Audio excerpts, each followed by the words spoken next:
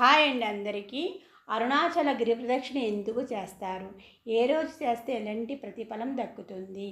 పంచభూత శివలింగాలలో ఒకటి అరుణాచలంలో అగ్నిలింగం. ప్రపంచంలోనే అత్యంత మహిమగల పుణ్యక్షేత్రంలో తిరువన్మలై ఒకటి. దీనిని అరుణాచలం కూడా అని పిలుస్తారు. ఇక్కడ ప్రతి పౌర్ణమి రోజు అరుణాచల గిరి ప్రదక్షిణ చేస్తే 7 జన్మల పాపాలు తొలగిపోతాయని పరమశివుడు అగ్నిలింగ రూపంలో వెలిసిన అరుణాచల క్షేత్రం ఎన్నో మహిమలకు ప్రసిద్ధి చెందినది.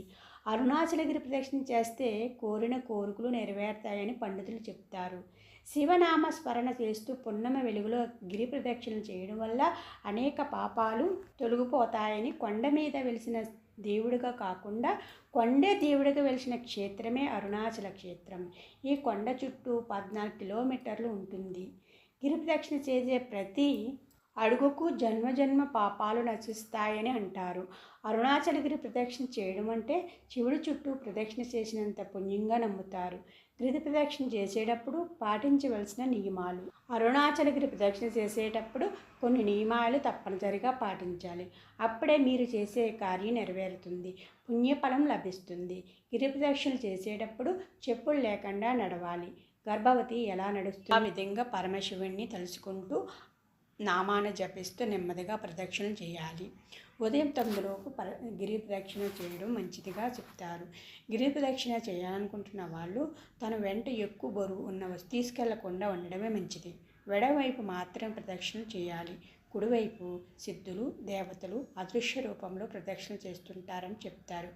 ఓం అరుణాచల శివ అని స్మరణ చేస్తూ గిరి ప్రదక్షిణ చేయాలి.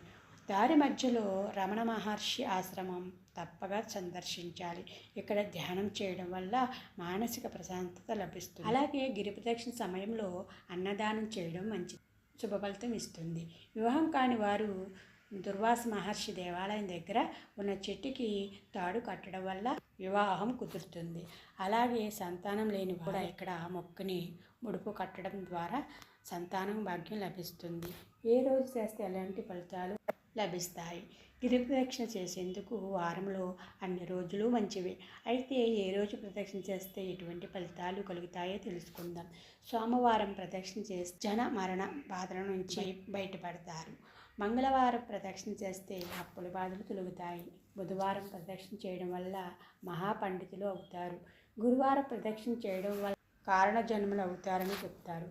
అలాగే శుక్రవారం చేస్తే శివుడు ఆశీస్సులతో సకల సంపదలు దక్కుతాయి. అలాగే శనివారం ప్రదక్షిణ చేస్తే మానసికంగా శారీరకంగా సమస్యలు ఉన్నవాళ్ళు, అలాగే ఆరోగ్య ఇబ్బందులు ఉన్న వాళ్ళు తొలగుతాయి.